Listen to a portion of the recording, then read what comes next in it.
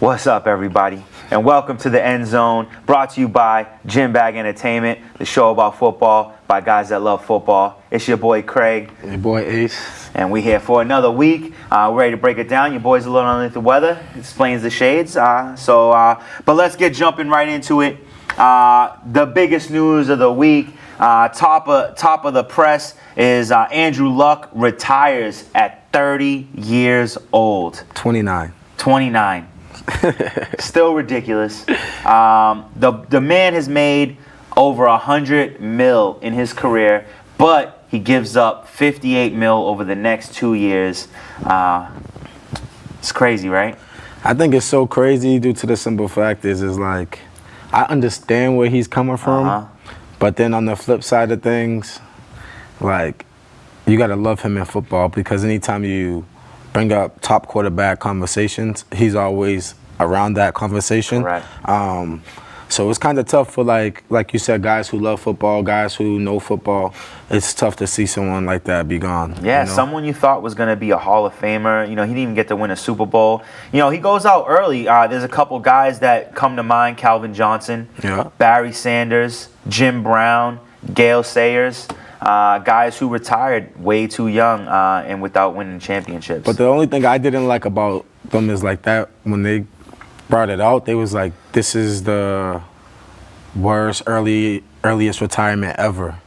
I'm like, do you forget what Jim Brown did in the league? Do you forget what Barry Sanders did in the league? Do you forget about these guys? But speaking of his career, Andrew Luck, he was in the league from 2012 to 2018. That's 6 strong years. In 86 games, he started all 86 games. He had 2,000 completions out of 3,290 attempts for 171 touchdown passes. He had 83 intos. Here's the thing. He was sacked 174 times. He had 332 rushing attempts for 1,590 yards and 14 TDs. I just think that as a football player, I feel as though the organization failed him. 100%. They failed him by, putting him in there early, thinking that he was going to do what Peyton Manning did. Yep. And on top of that, they never really got an O-line to really help him out. They brought skill positions, they brought running backs, they brought different players like that, but they never really did anything to help him as a quarterback. And I just think a lot of times he was playing out of his mind and hurt. And every other season is hurt. And man, you mentioned this a couple weeks ago, was like, first it was the calf injury, then it was this injury, and we're like, what's really going on with him? Like, how long is he really going to be out? It's a big question mark. And that big question mark got answered to how it happened with him. And it's a sad deal, but you really, to step away from the game like that at a young age, it was something that he just couldn't. It was a mental thing. Yeah, I mean, he said it at the press conference. That it was a vicious cycle of injury, recovery, pain. Injury, pain, recovery. It was an ending cycle, and he got to the point where he didn't love football anymore. And I gotta say, when something like that happens, and for something like a high level sport where you're in the limelight, a lot of pressure, you stop loving the game. It is time to stop playing. He made his money. I understand there's a lot of people upset. The thing I thought sucked and that was extremely uncalled for was that he got booed out. Yeah. Like, come on. The man gave you the best he had. Now I get this, I get being mad because he waited so long. You know what I'm saying? Like, he waited until the season started. Some people think that there's a conspiracy that the owners already had known he was going to retire and they wanted him to wait until they had sold season tickets and stuff like that. And now people are mad because they got season tickets to watch Jacoby Brissett. I mean, what if Jacoby Brissett comes out and does this thing? Yeah, but here's the thing on the flip side is like, fans is going to be fans. Yeah. And that's the beauty of it. So since they booed him, it's like, okay, cool. But as an athlete, that pain and suffering he was going through, especially if you go through injuries. Yeah. And it's like we talked about again. We talked about Jacoby Brissett. He's not bad. No. We never said that he was a starter a lot of times that we talked, but we agreed upon he played behind great quarterbacks. Yeah. He was in New England for a time period, and then he came to Indy for a time period, and so he played behind great quarterbacks. So it's like he's no slouch. No. But we knew he wasn't like he can go out there and do well, but it's like again, they never really built upon that O-line to really protect them. And that's the problem. Like Jacoby Brissett, the same as Andrew Luck, did not have a proper O-line to play behind, and I don't think that they made much improvements this year on the offensive line. So, I mean, Jacoby Brissett he might not get you in the playoffs, but I think he can get you a 9-7 record. Mm-hmm. You know, you add more weapons around him, he can probably build upon that too. If you had a star running back, you know, if you went out and spent the money on Le'Veon Bell, you might not be worried about Peyton. You might not be worried about Andrew Luck right now. Just think about it. In his like I just mentioned his stats. In 6 years, he was sacked 174 times. That's almost like 30 times a season. You know, some seasons was probably more, some seasons was less, but to round it off, about 28 to 30 times a season. That's twice a game. Yeah, that's a lot. That's a lot to get hit. You know, and be a quarterback. You know, it's just tough, man. It's just tough. And I'm not knocking his decision. Like, you know, he went out while he was ahead. Yeah. Because he could have had like not only like a career-ending injury, but a lifetime injury if he kept on playing that position and kept on taking those hits. So I just think he went out while he was on top, and you got to respect the man for all he did for the game of football and for the Indianapolis Colts. And I mean, he's a strong and smart guy. I mean, I don't really believe this. I listen to 98.5 The Sports Hub and stuff like that. Yep. You know, I get my alerts on my phone, and you know, there's always that thing that people believe that there's a chance that he could come back in a year. You know, take that year off, full recovery. I don't see it, but I think, you know, you come back 30, 31 years old, there's still a good amount of football, at least 5 years left of football in you at that point. I think that you know, he could still come back strong if he wanted to. I don't see it, but I don't see it due to the simple fact is you number one, we still don't know the actual injury that he had. Number two, he's been suffering injuries every year, every other year, and it's kind of like if he came back at 31, 32, he lost that time in football. So he's not going to come in and be football ready. That football ready, that Andrew Luck guy, because it's going to take him a good year to get that back. Yeah. You know, like to get up to game speed. So people just having wishful dreaming, wishful hopes, just like when Barry Sanders retired. You always thought he was coming back every year, but he never did. Same thing Calvin Johnson. Same thing Calvin Johnson. He thought he was coming back, but that was, and then it goes year one. He's coming back for sure. Year two, he's maybe coming back. Year three, and by year 4 or 5, he was like, no way. There's no way. You get what I'm saying? And that's one of these type of situations. But in our lifetime, it happened to some great players already. So we've been here, done it, and we know, and we saw it before. So it's not nothing that we never saw before. With good guys retiring at a young age. Exactly. Well, with that being said, if Andrew Luck stepping off opens the gateway for Jacoby Brissett, who joined the team in 2017 via trade for Philip Dorsett with the New England Patriots. I just want to go over, you know, just real quickly, Jacoby Brissett in 2017 with the Indianapolis Colts after Andrew Luck's injury threw for 3,000 yards, which, you know, it's not great, but it's decent. He had 13 touchdowns. He had a passer rating of 81.7. Unfortunately, they went 4-11. Had a terrible season because their defense was terrible. No offensive line. He had 276 completions on 469 attempts. He had a 58% completion rate. He only had 7 interceptions. That's good. That's pretty good. Yeah. For lost 4 games and only 3,000 yards and 13 TDs, that's 7 interceptions. That's not bad. I don't hate that. Less than half your games had an interception.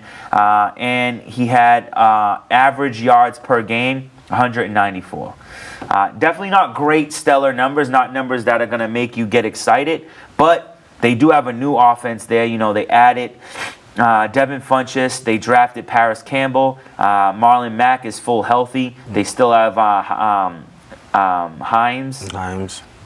So, you know, this is an offense that can make moves. They added Eric Ebron. These are weapons he didn't have when he played. So we could be looking at a lot better season for Jacoby. I'm Brissett. interested to see who they're gonna go out there and who they're gonna go out there and get to be their backup. Who's gonna back up Jacoby, or who are you gonna bring you in? Jacoby. That's a very good question. That's a question. I think right now they have Kelly, Chad Kelly. But at the end of the day, Chad Kelly wasn't even. Yeah, no. So you're not gonna put him to be the backup. You know what I think they might do, because they was talking about not the actual trade possibility between these two teams, but the Patriots not needing two, and the Patriots trading away Brian Hoyer for like a low draft pick, like a 6th, 7th round draft pick. And I could see them maybe saying, "Hey, give us we got one Patriots quarterback, give us another." I don't know. I don't know either, but Brian Hoyer is he's a well-rounded backup. He's not gonna get you into the playoffs, but he can win a game. But the thing is, if you're gonna go out there and you're gonna try to replace Andrew Luck, you get what I'm saying? Yeah. You're not.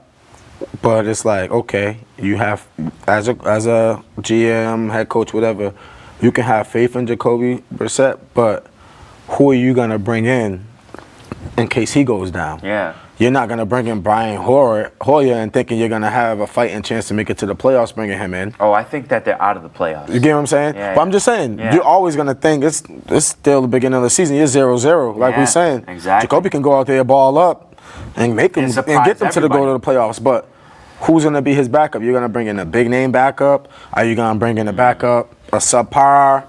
Like, what are you going to do? That's got to be your main focus, Like, it could go either way. Yeah. Like, if it was me, I'm bringing in, I'm looking at the quarterback. I'm looking at teams that got 3 deep quarterbacks and try to steal one of them, or, compared to, like, going out there getting, like, a Brian Hoyer, one of those guys that you just going to sit on the bench. I'm going there to have someone compete with Jacoby Brissett to push him. You know what I mean? Because he's been pushed his whole career. But who would that be, though? I can't even think of anybody. I don't know. It's tough. It would be awesome if they said Colin Kaepernick. Come on down. I wouldn't mind seeing that. I've been wanting to see Colin Kaepernick. I don't think Colin Kaepernick this long of a hiatus at this point.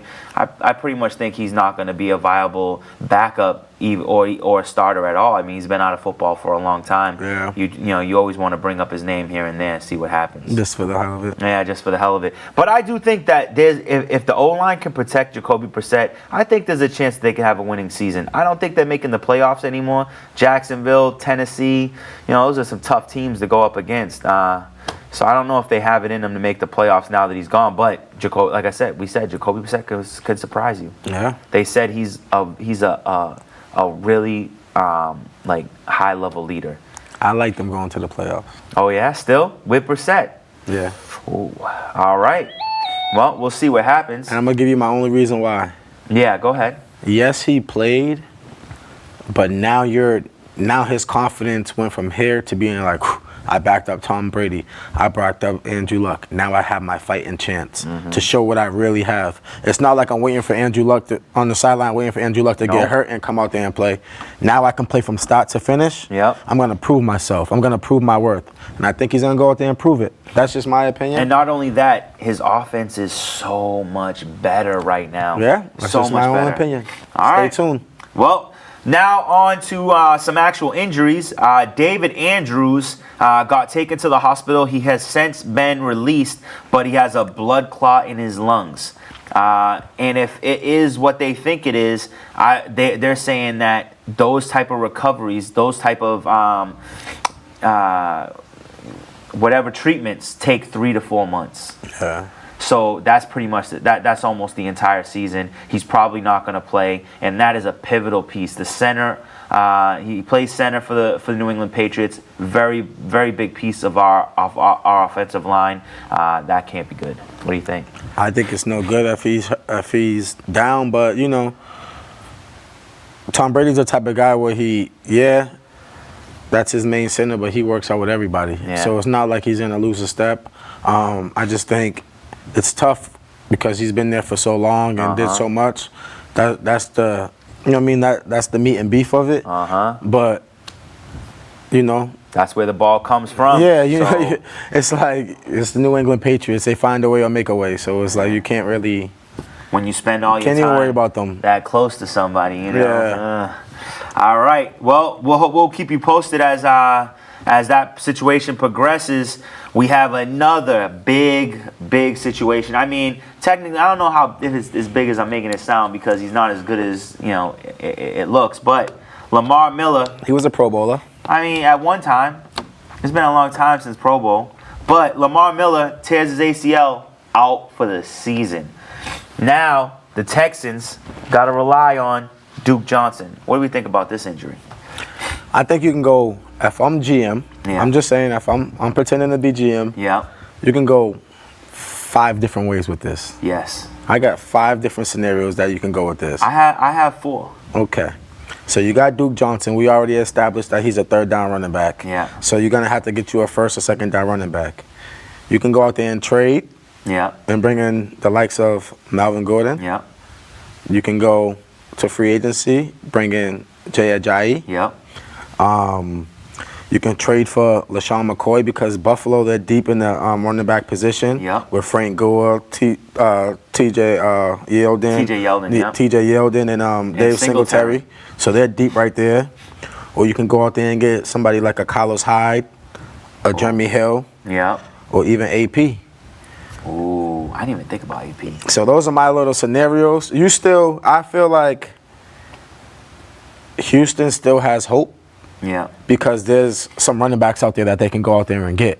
Yeah. But it all depends on who they go out there and get in this short period of time before the season starts. So I just think they got to get on their high horse, bring someone in, bring that 1st and 2nd down back in, just to give Duke Johnson some help now, and right just now build from there. Duke Johnson their number 1 back. That's what they're saying right now. Duke of course, Johnson, you got to say he's your number 1 back because he's the only back you got. Exactly. So, of course, he's your number 1 back. Do? There's nothing you can do about that. I mean, I feel you because I like Jay Ajayi. I'm really disappointed that he hasn't been picked up. It's either saying that his injury that he got last season is worse than we thought, or maybe people just aren't seeing. Maybe he hasn't stayed in good football shape. I don't know what's going on there. That no team, not even Tampa Bay, has made a move on Jay Ajayi. So maybe there's something going on there, but I still have him on the list. I love the idea of them trading for Melvin Gordon. Melvin Gordon's have there's big controversy, big problems going on there. Really not happy, really not getting the money that he wants. Trade him for what? A 1st-round draft pick? Mm-hmm. Send a 1st round. Houston's going to give him that. Yeah, Houston's going to absolutely especially for Melvin Gordon, they're going to give him that. They'll give him a 1st round and maybe even a piece of something. You know what I'm saying? Especially because they have all this faith in what's the other kid their name? Austin Eckler. And so they thinking he's gonna they're thinking he's gonna be their man. So see what you got with Eckler. Send him off. Send Melvin Gordon off on his way. And now you have 2 1st-round draft picks in 2020. Now you could just keep building on that offense. If you think you can win without Melvin Gordon, make that trade. Call him. Say, hey, listen, you just lost Lamar Miller. Want to trade for Melvin Gordon? I like that. And you know what? Even though I don't think it's possible, I could see them trying to make a pull for Ezekiel Elliott and making him the highest paid running back in the NFL. They'll be like, hey, we'll pay him that money. We'll throw you a 1st round and maybe even a 3rd. 1st and a 3rd. I don't think Zeke going nowhere. I don't think Zeke's going anywhere either. But with the controversy, you got to put his name in the mix. Yeah. I don't like LaShawn McCoy. That's why I didn't mention him because I was like, he's not going nowhere. Yeah, I don't like LaShawn McCoy. I don't think that he makes up for the loss of even Lamar Miller. I would even say ask for TJ Yeldon. But here's the thing about LaShawn McCoy is I think we forget who he was. But I don't forget who he was. He got lost when he went to Buffalo. He was lost cause. He still can go there. All I'm saying is he still can go there and be a 1st and 2nd down running back. 3rd down, he's gonna be on the bench. You're gonna bring in Duke Johnson. You get what I'm saying? That's all you need for him, pound for pound. He can get you 4 to 5 yards a pop. Yeah. Being a 1st and 2nd down running back, and he's a good blocker in the backfield. My only problem with that is if you was watching, I watched highlights of preseason, and I've been watching highlights of preseason, and I watched Houston. And Houston's offensive line is trash. Why you just think I said he could be a good blocker? Yeah. He's a good running back blocker. Yeah, he blocks. Oh, okay. You know? Well, All right, so then maybe that can be a real viable possibility for him. But I think Houston needs to address this. And number one, I think number one overall, they need to make a play for Melvin Gordon. Yeah, I think that I would. I think that's the biggest play that they have right there. Say, go after him and go after him hard. I say you offer a number one pick, maybe offer one of your up and coming running backs or something. I don't know. Offer something because Melvin Gordon with Deshaun and DeAndre. That sounds like a Super Bowl team right there. And then you say, you know what, Javion? And don't live out my guy Will Fuller, yeah, don't live out my guy Will. Make it through 16 games, and we'll talk about Will. Live out my guy Will. When he drops a 16 piece, then I'll say Will Fuller. But until he drops 16 games, how many games did he play last year? 2, 4? I don't know. But it's a very interesting situation going on over here. But I feel bad for Lamar Miller losing his season. Yeah. Next on the list, Cam Newton has suffered a high ankle sprain against the Patriots. And then Ron Rivera is completely confident that he starts week 1. What do you think? I think he will because he was in that walking boot when he left. For like a day or two. Yeah, for like a day or two. Now he's out of the walking boot. He was at practice yesterday throwing the ball around. Yeah. Cam's been injured worse than this and still made it. Yeah. So it's like I feel like he was injured worse than this last year and played. Yeah, and still played. Like Cam's always people forget that Cam Newton always playing with injuries. Like Superman. Yeah. So at the end of the day, I call him Mr. Invisible because I feel like some of the hits that he takes, some of the injuries that he take, a lot of quarterbacks will be out a lot longer than him. He landed on his feet. Yeah, a lot of quarterbacks will be out longer than him, and he always making his job to come back and not miss too much of football. Yep. So I think he should be okay. All I'm right. not really too caught up in him being out. I think he'll be okay. I'm not too worried about him either. I think that he'll be okay. And, it's just one of those things, a small injury can turn to a big injury absolutely. if you don't take care of it right. I hope that he's being smart because he has a long career ahead of him if he does. Next on the list, Patriots made some releases yesterday. Is Maurice Harris, the wide receiver, and defensive tackle Mike Pennell. Released both these guys. I actually thought Maurice Harris was going to make the squad. First week of preseason, he was a highlight. No? You didn't have no confidence in that? First week of preseason, they didn't say Josh Gordon was coming back, did they? No, they did not. There you go. They did not. Oh, that is true. There you go. And first week of preseason, nobody saw. I mean, you might have saw a little bit of it, but you didn't know how good Jacoby Myers was going to become. Yep. That kid, man. What's going on with him and Brady? You got, what I mean? This is Patriots is back to being deep where they want to be. So keeping Harris would be like keeping baggage. So they didn't really need him. True. Because but I thought he would be a good punt returner. That's why I thought they got him. I thought they got him to you're taking away from. Isn't Julian Edelman the punt returner? I mean, is he though? He does sometimes. They always switch it up, but I thought he was going to be like designated punt kick returner. Like I thought they was getting him to be that guy, not to be a wide receiver, but to be that guy. You know what I think might be going on though? Belichick does it all the time. He releases them, and then right after week 1, signs him back to a smaller contract. Yeah. So maybe he could be wanted for that. But they don't want to pay him what they would have to pay him right now. Yeah, that makes sense. Get that discount after week 1. But that's not too much big news. But now we do have one piece of big news is Patrick Chung. He gets indicted, pleads not guilty to cocaine possession. What do you think? Well, it was crazy because, I stopped by my grandmother's house. Yeah. She's watching the news. So I sat down and watched the news with her. Yeah. And I didn't know the story too much. I just saw that he was getting indicted for cocaine possession. Yeah. But watching the news, I'm going channel 25 News, 5 News, whatever it is. Was it Fox? Yeah. Oh. So they're like, his house alarm went off, and the police went to his house because his alarm went off. Yeah. And it was nothing, but when they walked in, they saw cocaine on the table. And that's how he got caught up. But he could say that cocaine is anybody's cocaine. You get what I'm saying? Because just because you found it in his house doesn't make it his. Doesn't make it his. They didn't see him snorting it. Exactly. So I thought he was like driving and they pulled him over and they found it on him or something like that. But you got to remember, I always thought it was fishy because he never got locked up for it either. Yeah. You get what I'm saying? If he was driving and got pulled over, they would have locked him up for it. So I knew the story was kind of wishy-washy, but then when I was watching the news with my grandmom and I actually saw that was the story, like his house alarm went off. His house alarm went off. I guess he lives in New Hampshire, Mass line. Really? Yeah, and then they went out there, checked on his house or whatever like that because the alarm went off. They did the premise walk around. His door was unlocked or something like that. They walked in.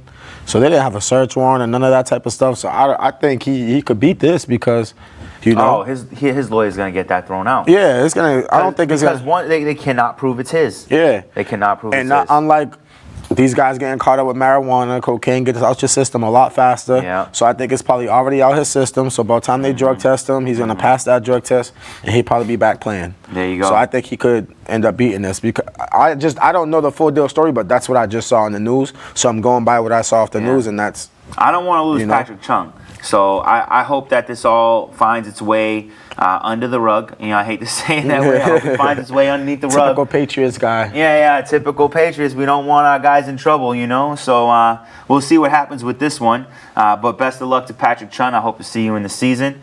And now we're going to go to the rundown. Oh, yeah. The rundown from last week's games. We're gonna go over who won, who lost, and So last week you had the Steelers versus the Titans. Yeah. Steelers beat the Titans 18-6. Seattle Seahawks play versus the Los Angeles Chargers, and Seahawks beat them 23-15. I mean, the Steelers play versus the Titans. Yeah. I said the Chargers. I said that backwards. Oh. The Broncos play versus the Rams. The Broncos lost 10-6. The Saints play versus the Jets. The Saints beat the Jets 28-13. San Francisco 49ers play versus the Kansas City Chiefs. The San Francisco 49ers beat them 27-17. What a surprise. The Cowboys play versus the Texans. The Cowboys beat the Texans 34-0. Wait, can we pause for a second? Yes. Shout out to my boy E-Dubs, one of the strongest Cowboy fans in Lynn. Oh, he asked me to shout him out. E-Dub. He loving them Cowboys. He live in my building and is always coming at me. Oh, and I'm always like, where's Zeke? Where's them Super Bowl rings? Because we got 6 of them, baby. All right, go ahead. And then you got the Bears play versus the Colts. The Bears beat the Colts 27-17. Minnesota Vikings play versus the Cardinals. They beat them. Minnesota beat the Cardinals 20-19. Buffalo Bills play versus Detroit Lions. Buffalo Bills won 24-20. Tampa Bay Buccaneers play versus the Browns, Cleveland Browns. They beat them 13-12. The Oakland Raiders play versus the Green Bay Packers. Oakland Raiders won 22-21. Miami Dolphins beat the Jacksonville Jaguars 22-7. Baltimore Ravens beat the Philadelphia Eagles 26-15. Washington Redskins beat Atlanta Falcons 19-7. Patriots beat the Panthers 10-3. And New York Giants beat the Cincinnati Bengals 25-23. Nice. All right, so we got the rundown. Now it is time for our top 3 players, plays, situations of the week. You go first on me. It doesn't matter. All right, I'll go. So this week I decided I wasn't going to go for players. I was going to do a little bit different. I'm going to talk about defense, because defense wins championships. The best defense, in my opinion, this week, Chicago Bears. Chicago Bears dominated in every aspect, getting 3 picks, 1 for a touchdown. They didn't let the Colts do nothing. It was over for them before the game even began. It was wonderful to watch. I did just watch the highlight reels because, it's kind of hard to watch a whole preseason game, find the time to do all that stuff. But Chicago Bears defense killed it. And you can't talk about what the Chicago Bears did and not talk about what the Dallas Cowboys did. Dallas Cowboys shut down the Texans in brutal fashion, didn't let them score a single point, and it was wonderful. I like the Dallas Cowboys. Once again, shout out E-Dub. And then, if you're going to talk about good defenses of this week, there was only one other team that didn't quite get the shutout, but kept the team to only 3 points. And you know who it is. It's my boys. to New England Patriots, shutting down Cam Newton, sacking him over and over again, and keeping them boys to only a field goal. It was beautiful. I loved it. I was a little surprised that they was able to stop them this handedly. Granted, they did only let us score 10 points themselves, but 3 points is not a lot. That was a defensive battle. It was a defensive battle indeed, and the Patriots did win. What do you got? For me, first off, I'm going with Dalvin Cook. Yes. I was watching that game, that 75-yard touchdown run. Bro. Oh, 85. I thought it was 75. No. He took that, pong, pong. He did one cut, split two defenders. Split the two defenders? And was off. Got tripped up and still kept going. And was off. I was like, I got to watch him for fantasy. Oh, yeah, man. He looks like he's returning to form. Yeah. Next up, I went with the rookie Josh Allen. He was a beast. He had 4 tackles, 2 tackles for loss, hit the QB twice. He was doing well, you know.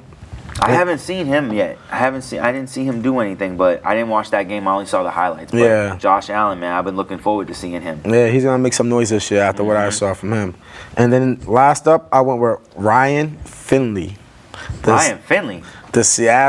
Cincinnati Bengals backup quarterback. Oh, he completed 73% of his passes. He went 14 for 20, 155 yards, but he got sacked 3 times. But minus the sacks, he was on.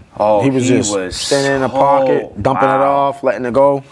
Like, he surprised me. Yeah. He was hitting. Yeah. The Cincinnati Bengals played an excellent preseason game, man. Like, I think 3 different people scored touchdowns, maybe even 4. Because I know the running back got one, Tyler Boyd got one, and that other, I think 89 or whatever his number is, got one too. They were saying he could make a push for Andy Dalton's job. It's about time they move on from Andy Dalton. But they won't do it. They ain't not gonna do it until probably mid-season, after 6-7 games, instead of putting him in the fire right away.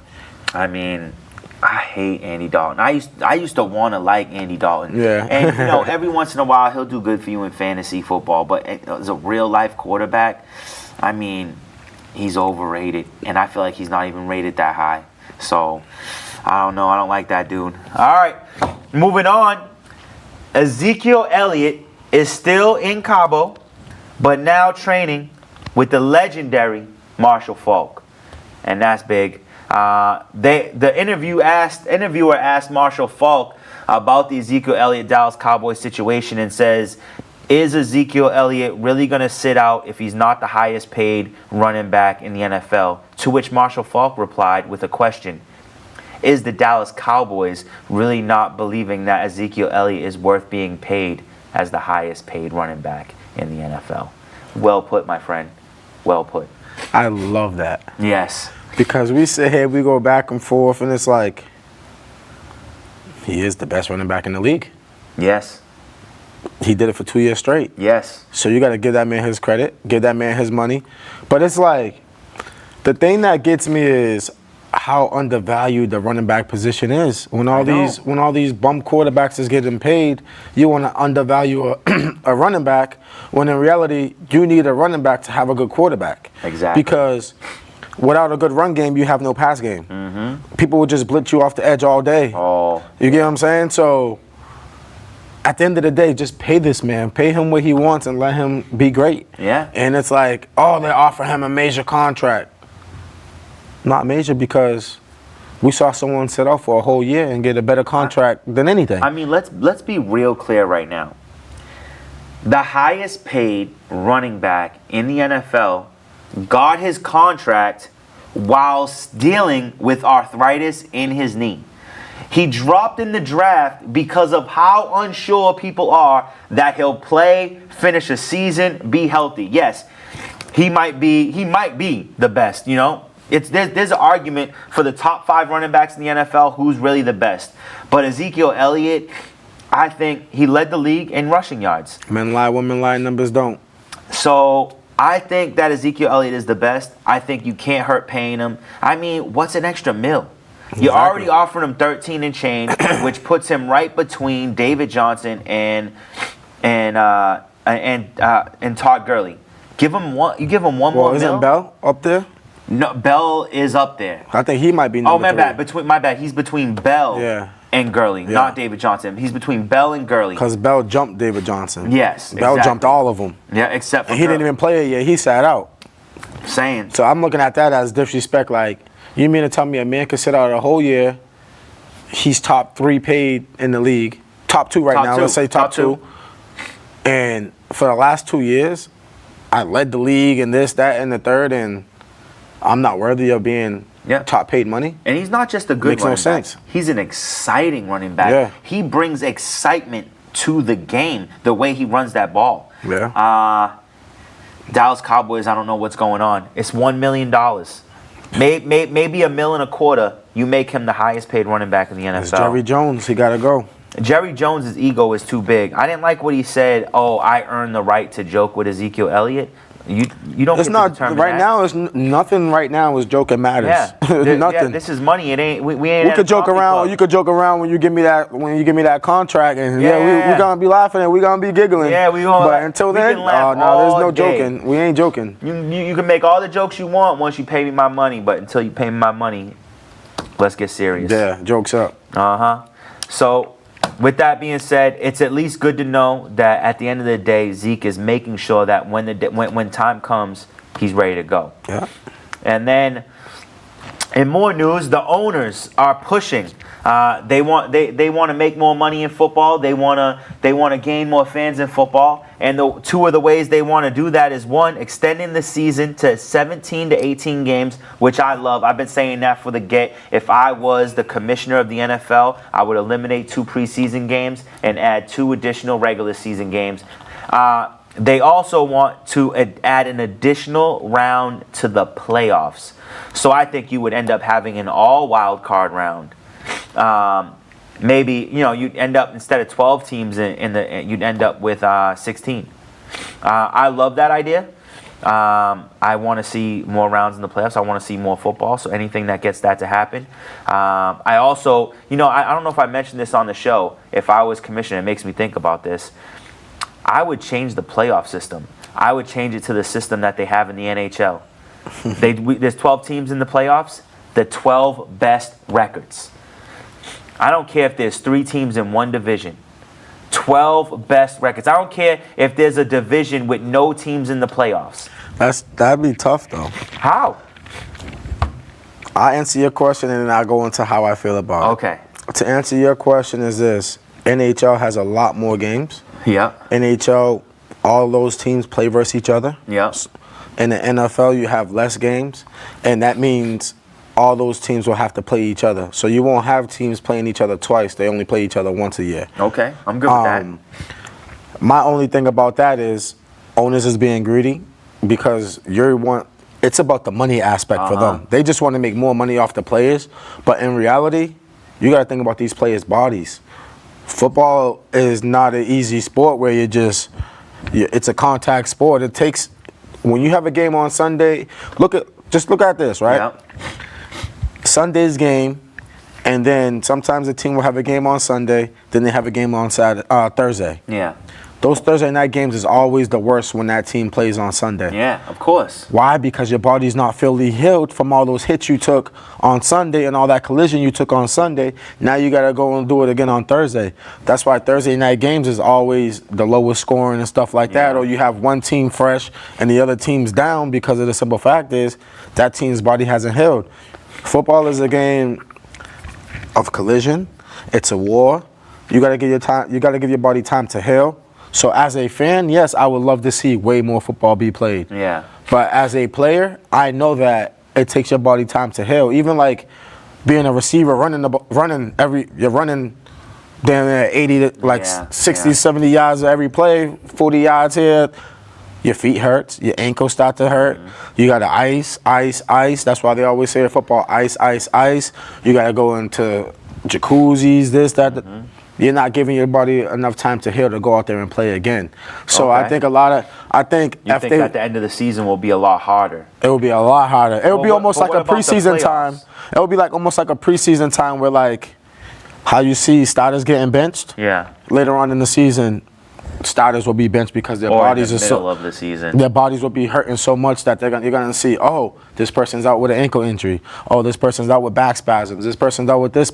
You're gonna see those type of injuries more so. What if they also throw in an additional bye week though?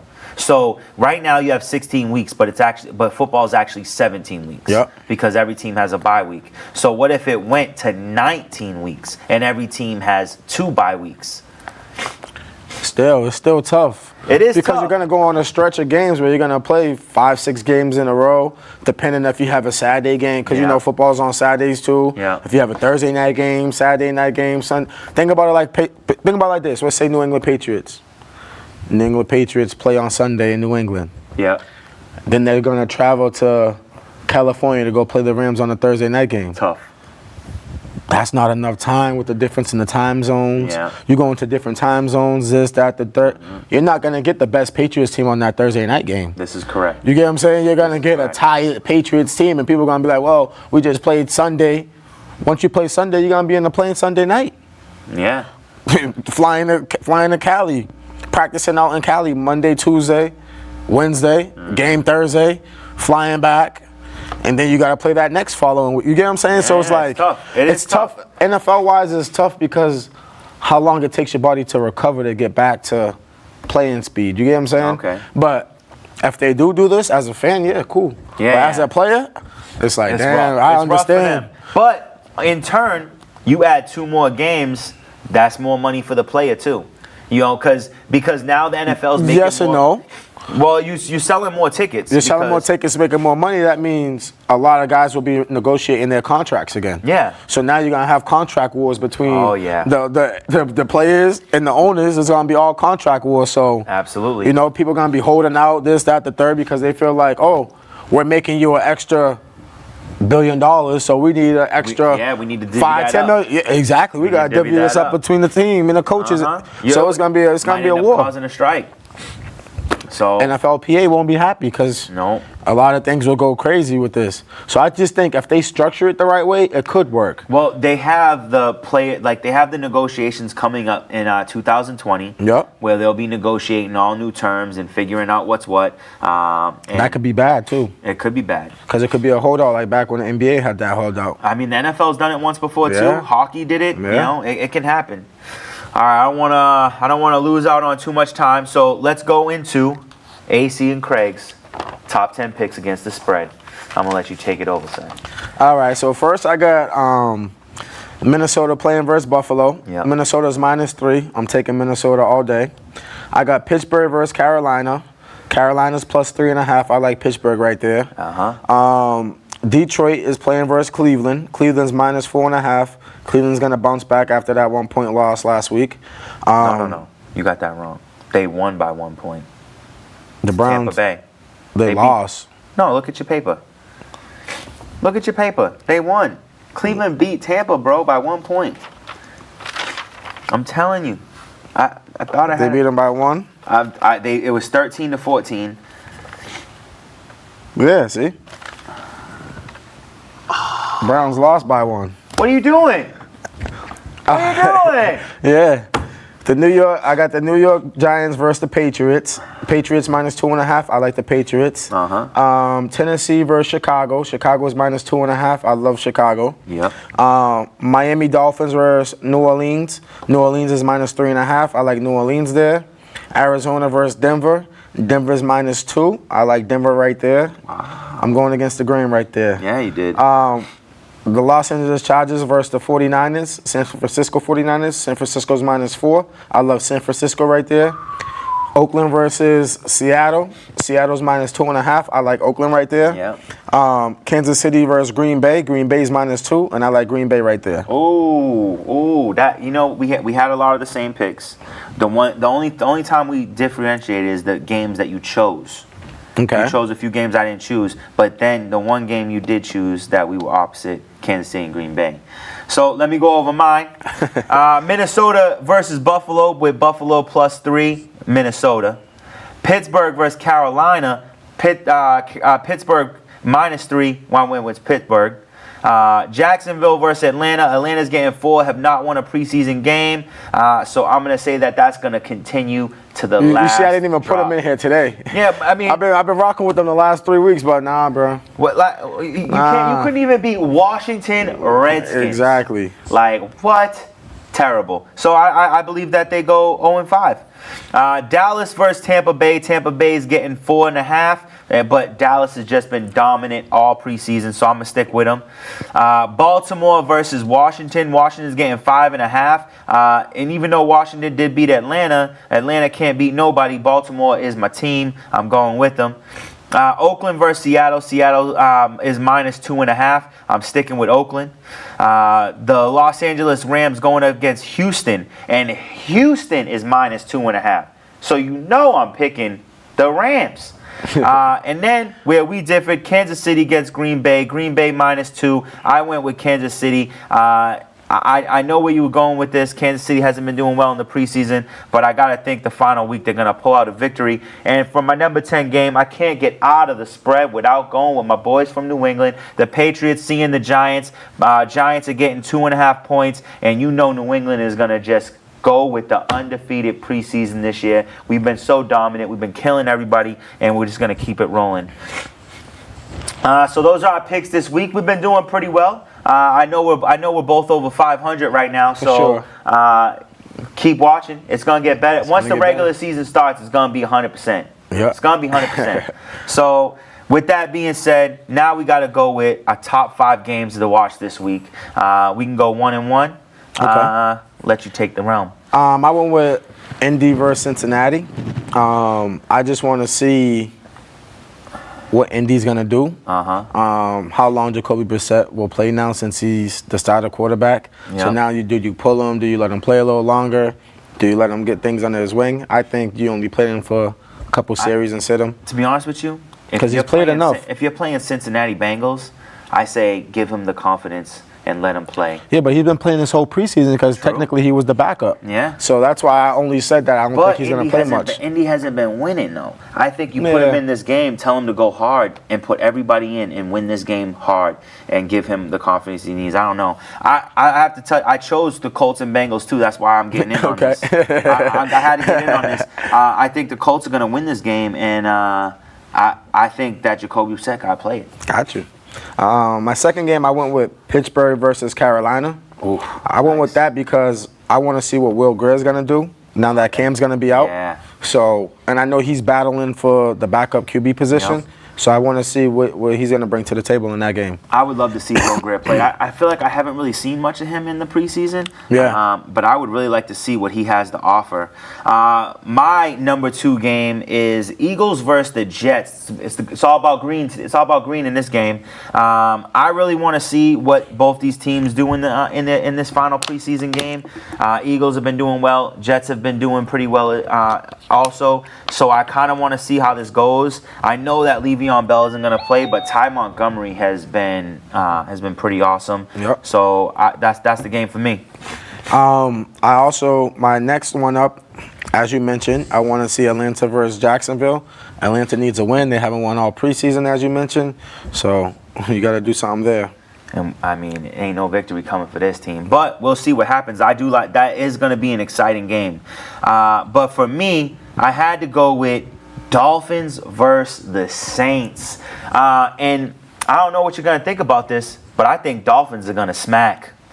Dolphins, who they just beat? They just beat somebody. They just beat a good team. I don't remember what team it was, but I know it was good. And I'm rooting for the Dolphins right now.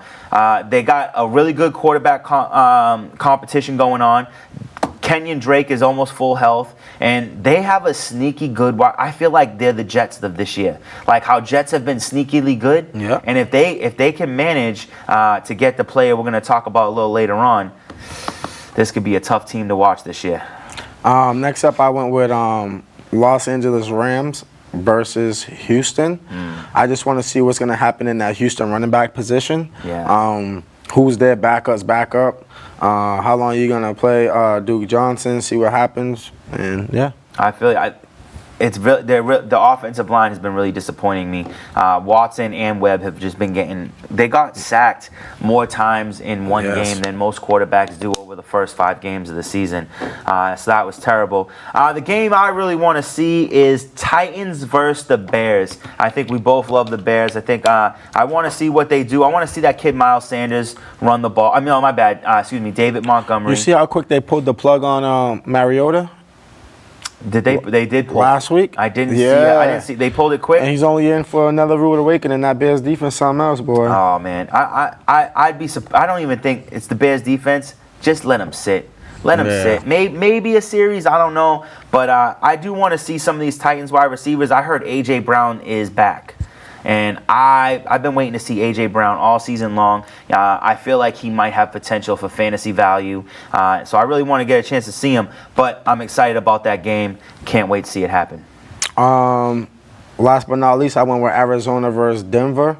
My guy, Kyler, QB1. I would just want to see how long they're going to play him because that Denver defense is crazy. So you don't want to get him banged up before the first season. So especially not. So, we saw enough out of him. Sit him, let him chill. Let him get ready for next week. 2 weeks. Can't agree more. And for me, the final game, I'm always going to do it.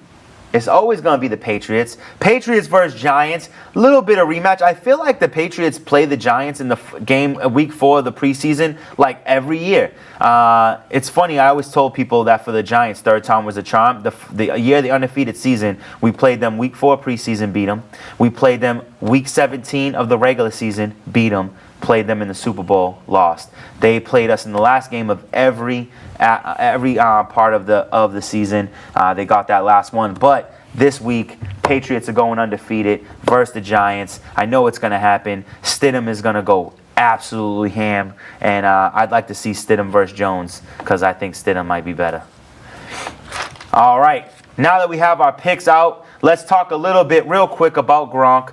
Gronk talked about the reasoning for retiring, saying that the pain and the pressure made him start to lose his joy for the game and his joy in life. He just opened up his own, partnered up with a CBD company, is letting his body heal, and says that if he starts to feel the desire to play again, he might come back. Cool. Tell me what you think about that. It's Gronk. He's not going to be out too long, so it's cool. Yeah. I don't think he's going to come back this season, but I could see him coming back next year. Or maybe playoffs. Who knows? I don't think you can do that. I think you have to have. Don't you have to play like? Let's sign him halfway through. Oh, maybe. I don't know. I don't hate that. That would be cool. And in other news, Jadeveon Clowney not only fires his agent for not properly taking care of his money situation with his getting signed, but has also met with the Miami Dolphins. Miami Dolphins could be looking to trade to get one of the most dangerous edge rushers the NFL has seen in many years. What do you think about that? I just think Clowney got to get it together because, yes, he's great, but he hasn't really proved himself over these last few years. You might not be wrong. So it's like... He did make the NFL's top 100. It's not even about that. I'm just talking about NFL top 100 is about who the players like and who people feel like is great. Yeah. But I'm talking about what big noise you're making. You haven't really made big noise. Okay. You get what I'm saying? And if he goes to Miami Dolphins got a young defensive line over there that's wreaking havoc. And I think he can be a great fit over there with them. But it's just like, show me something, like, because I feel like you haven't shown me nothing in a while. And I was like, I loved him when he was at University of South Carolina. Splitting helmets? Yeah. You know what I'm saying? And then you get to the league, you had like 1 or 2 good years. And after that, I think he might have got injured or something. Well, no, actually, he got injured. Then he came back, had a good season. I think he got hurt towards like the middle of the season. Okay. And then he had a good season. He had a decent season last year. But you are right. Like, he's not a Joey Bosa. He's not a Khalil Mack. He's not one of those guys. He's not Aaron Donald. Yeah. I don't know if he's top 5. I do believe he's top 10. But he wants that payday, and if there's a team that could pay him, it's definitely Miami. Me and my dad were talking about the hopes that there was always they said there was a chance the Patriots could make a move for him. I would love that. You have Michael Bennett on one side, Jadeveon Clowney on the other. That's dangerous. I don't really know what's going to happen. Patriots is not going to pay him that type of money, though. See, and you know what? I always say this. People always say, and I agree 100%. Patriots aren't going to pay that money. But when you get the opportunity to come to the Patriots, if you're a real football player, you take that cut. Yeah. You say a lot of people has in the past, so yeah. Yeah, like hypothetically, say he's looking for that $12 million a year. He might say $10 million a year. Yeah, I'll go to the Patriots and get myself a ring or two. So we'll see what happens with that. Before we end the show, Ace got the rundown of college football. So you got college football. Over this weekend, you had Florida versus Miami. Florida beat Miami 24-20 in a defensive battle. I thought I was going to see a lot more from that game, but and then you have Arizona versus Hawaii. Hawaii has a football team? Yeah, Hawaii's football team is normally decent. Wow. Hawaii beat them 45-38. And then upcoming this Thursday, you have University of Central Florida, number 17 team in the country, playing versus Florida A&M. You have my Clemson boys, number 1, playing versus Georgia Tech at 8 p.m. on Thursday. Texas A&M is playing versus Texas State at 8:30 on Thursday. BYU is playing versus number 14 Utah Thursday at 10:15 p.m. And then you got Michigan State, number 18 in the country, playing versus Tulsa at 7 p.m. on Friday. You got number 19 Wisconsin playing versus South Florida at 7 p.m. on Friday. You have Ohio State, number 5, versus Florida Atlantic, Saturday at 12. You got number 21 Iowa State versus Northern Iowa at 12 on Saturday. You got number 24 Nebraska playing versus South Alabama Saturday at 12. You got number 13 Washington playing versus Eastern Washington at 3 p.m. on Saturday. You got number 2 your boys Alabama versus Duke. They're playing 3:30 on Saturday. You got Penn State, number 15 versus Idaho. They're playing at 3:30 on Saturday. You got number 25 Sanford playing versus Northwestern at 4 p.m. Saturday. You got Syracuse, number 22 versus Liberty at 6 p.m. on Saturday. This is going to be a good game. You got number 16 Auburn versus number 11 Oregon at 7:30 p.m. on Saturday. And then you got number 3 Georgia versus Vanderbilt on Saturday at 7:30. You got LSU, number 6, versus Georgia Southern at 7:30. You got number 20 Iowa versus Miami, Ohio, 7:30 on Saturday. You got number 7 Michigan versus MTSU at 7:30 on Saturday. You got number 10 Texas versus Louisiana Tech at 8 p.m. on Saturday. You got number 23 Washington State versus New Mexico State at 10 p.m. on Saturday. On Sunday, you got number 4 Oklahoma, your boys, versus Houston at 7:30. And then you got number 9 Notre Dame versus Louisville at 8 p.m. on Monday. Those are the rundowns for the week, this week's game from Thursday to Monday. Awesome. All right. We're just about out of time. So with that being said, make sure you check out our YouTube channel, Gym Bag Entertainment. Make sure you check out the Facebook page, Gym Bag Entertainment, or at Gym Bag ENT. Also Instagram at Gym Bag _ENT and hashtag Gym ENT for Twitter. As always, we will be here every week giving you our football opinions, our football picks, and just the love of the game every week. So stay tuned for more. But until then, we'll see you in the end zone. Have a good night.